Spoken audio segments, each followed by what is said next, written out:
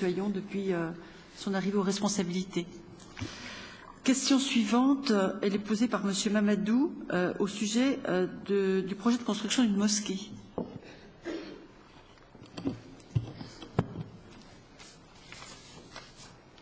Bonsoir. Madame la sénatrice maire, mes chers collègues, mesdames, messieurs. Une fois n'est pas coutume, c'est par la presse que nous avons appris le 14 janvier la décision prise par la sénatrice maire d'enterrer le projet de construction d'une mosquée. Projet pourtant tant attendu par nombre de nos concitoyens et en particulier par les membres de la Fédération cultuelle des associations musulmanes de Montreuil.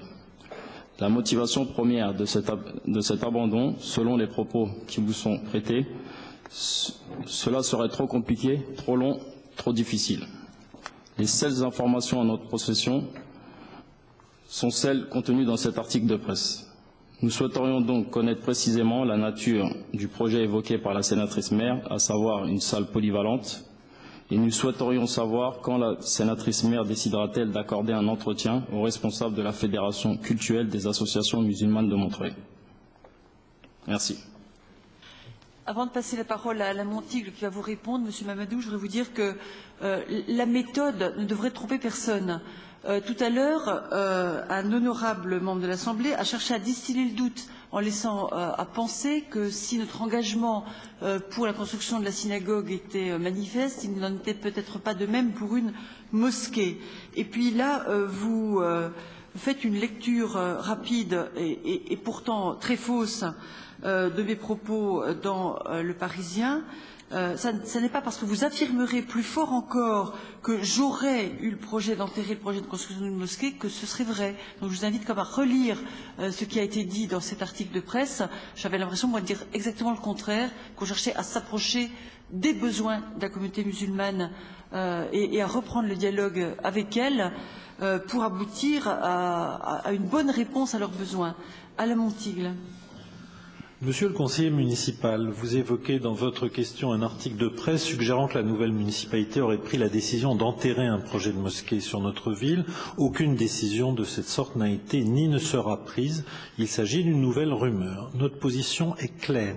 La communauté musulmane doit pouvoir disposer, comme lui garantissent d'ailleurs les lois de la République, de lieux lui permettant de pratiquer son culte dans des conditions de dignité équivalentes à celles de toutes les autres communautés religieuses. C'est d'autant plus vrai que cette communauté est importante dans notre ville et que la demande est forte. Depuis des années et dans la pratique, il n'a pas été répondu vraiment à cette demande, malgré l'attribution à une association particulière d'un terrain probablement pollué et dont l'usage aux fins initialement prévues s'avère problématique. J'ai par ailleurs, et sans vouloir ouvrir des polémiques, le souvenir de discussions houleuses au début du mandat précédent sur le problème du carré musulman dans le cimetière de notre ville. Nous évoluons dans un contexte bien défini. Juridiquement, la construction des lieux de culte ne relève pas de notre compétence. Cependant, en rejetant un recours aux fortes intentions islamophobes déposées par une ancienne élue d'extrême droite dans l'affaire du bail pour le projet de mosquée à Montreuil, la justice a considéré que la forme d'intervention prévue par l'ancienne municipalité était conforme au droit. Et nous n'avons donc aucun motif de revenir sur cette forme, ni de nous en interdire aucune autre autorisée par la législation. Vous n'ignorez pas que la loi de 1905 prévoit que les lieux de culte postérieurs à cette loi ne peuvent recevoir de subventions et que s'ils ont aussi un caractère de lieu culturel, ce qui est le cas pour la mosquée de Créteil par exemple. Le terme évoqué dans l'article de lieu à caractère culturel relève donc d'une question de droit et non d'une hiérarchie que nous établirions entre lieu de prière et mosquée, distinction qui ne relève ni de notre pouvoir spirituel ni de notre pouvoir temporel. Au plan politique, cette fois, il appartient aux musulmans de désigner eux-mêmes les représentants de leur communauté. Pour que le droit à pratiquer librement et dignement son culte puisse être effectif et égal pour tous, nous considérons donc que l'intervention de notre municipalité ne doit pas bénéficier à une seule composante de la communauté, établie par exemple sur des critères d'appartenance nationale ou d'origine géographique, a fortiori sur des critères de proximité politique de tel ou tel. La maire de Montreuil a donc demandé que les différentes composantes de la communauté soient interrogées dans les semaines à venir afin d'examiner la solution la mieux adaptée aux besoins qui s'expriment. Nous avons déjà rencontré plusieurs de ses composantes et sera également rencontrée la Fédération culturelle des musulmans de Montreuil, destinataire du bail du terrain de la rue de Rosny. Si un consensus peut se faire entre une grande majorité de ses composantes sur l'hypothèse d'un seul lieu de culte sous la forme d'une mosquée et aussi sur la localisation d'un tel lieu dans la ville, alors nous appuierons dans les formes légales les efforts allant dans ce sens et nous demanderons aux associations concernées de se rapprocher les unes des autres pour agir ensemble.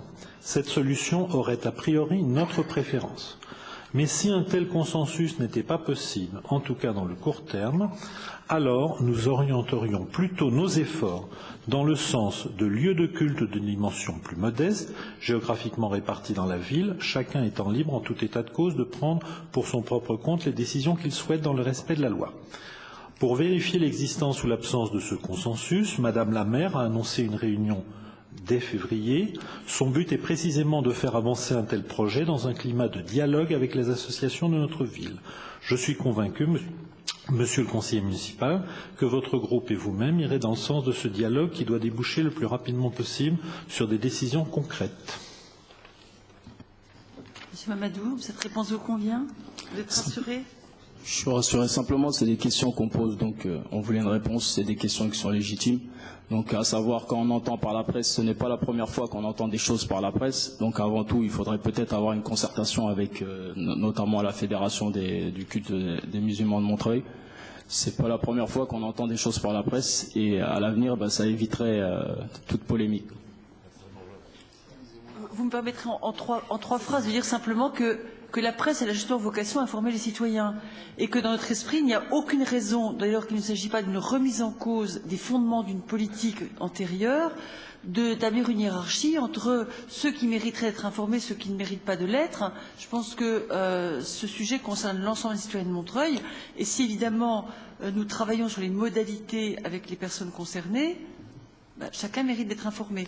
Donc le conseil municipal, les associations, les citoyens de Montreuil, si on devait procéder à des révisions déchirantes des choix antérieurs, on reviendrait évidemment vers le conseil municipal pour en délibérer, mais je crois que tout le monde s'intéresse effectivement à l'avancée d'un dossier pour lequel il y a eu quand même pas mal de débats dans Montreuil, et de mauvais débats, sous l'influence effectivement d'une élue extrémiste qui a permis de vérifier qu'il y avait quand même au sein du conseil municipal une unanimité pour aller de l'avant et pour faire en sorte que les droits de chacun soient respectés pour ce qui concerne l'exercice de leur culte.